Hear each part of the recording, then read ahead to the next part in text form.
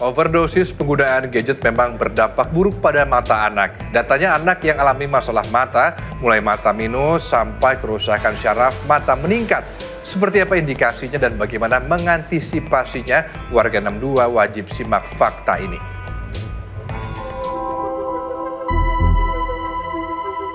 Kalau main HP itu sampai ke yang deket banget gitu di mata tuh. Itu kok saya lihat matanya itu kedip-kedip gitu, kedip-kedip.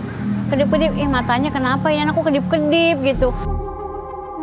Sudah ada beberapa penelitian nih Mbak, baik di dalam negeri, gak hanya di Asia, tapi juga secara global, itu memang penggunaan HP atau gawai terkait dengan minus yang lebih tinggi. Gadget, faktanya bagai sudah tidak bisa terlepaskan dari generasi sekarang. Bukan tidak ada manfaatnya, namun juga bukan tidak ada dampak buruknya. Di antara dampak ini, faktanya pula overdosis gadget sudah membuat makin banyak mata anak rusak.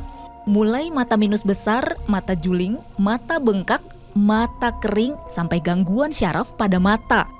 Ya, persoalan anak-anak di Indonesia ini memang sangat pelik. Kecanduan gadget terutama ini menjadi salah satu persoalan yang sangat serius akibat teknologi ini yang semakin hari semakin canggih. Akibatnya, kesehatan mata anak jadi terganggu. Lantas, seperti apa menangani persoalan ini?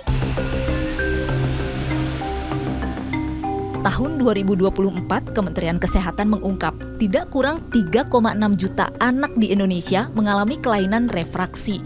Jumlah ini diperkirakan belum semua terdata, juga terus meningkat angkanya. Kelainan refraksi merupakan gangguan mata umum yang membuat cahaya tidak terfokus dengan benar pada retina. Kondisi ini menyebabkan penglihatan kabur. Salah satu pemicunya, ya, penggunaan gadget yang berlebihan.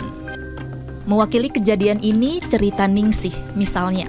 Ini terjadi pada cucunya yang masih berusia 2 tahun. Mamanya kan kadang-kadang mengerjakan pekerjaan rumah tuh, yaudah deh ini kasih HP. Akhirnya dia kalau main HP itu sampai ke yang deket banget gitu di mata tuh. Nanti kalau dia udah duduk dia lama-lama tumbang, tiduran nanti tengkurap, nanti begitu seterusnya. Akhirnya saya begitu mau nyuapin makan, itu kok saya lihat matanya itu kedip-kedip gitu, kedip-kedip. Matanya kenapa ini anakku kedip-kedip gitu. Aduh Kak, ini gimana anaknya matanya kedip-kedip. Akhirnya kita rujukan ke dokter mata. Nanya lah kita sama dokter, kenapa Bu ini? Main HP ya? Tanya-tanya gitu sama dokternya. Iya dok, maaf ini kita semuanya lengah lah ya. Anak selalu diberikan HP. Cuman kalau untuk sekarang sih masih bisa nggak nih dok diselamatkan dalam waktu dekat? Jangan sampai lama-lama. Soalnya yang awalnya yang kakaknya juga seperti itu. Untuk sementara dikasih obat 1 minggu. Terus diusahakan bisa nggak seminggu ini nggak usah megang HP dulu gitu, anaknya harus diajak main.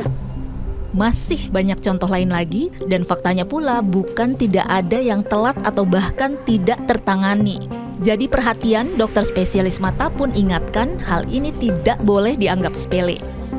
Jadi memang sudah ada beberapa penelitian nih Mbak, baik di dalam negeri, kita ada beberapa data juga ya, semacam survei, kemudian di luar negeri juga, gak hanya di Asia, tapi juga secara global, itu memang penggunaan HP atau gawai terkait dengan minus yang lebih tinggi gitu.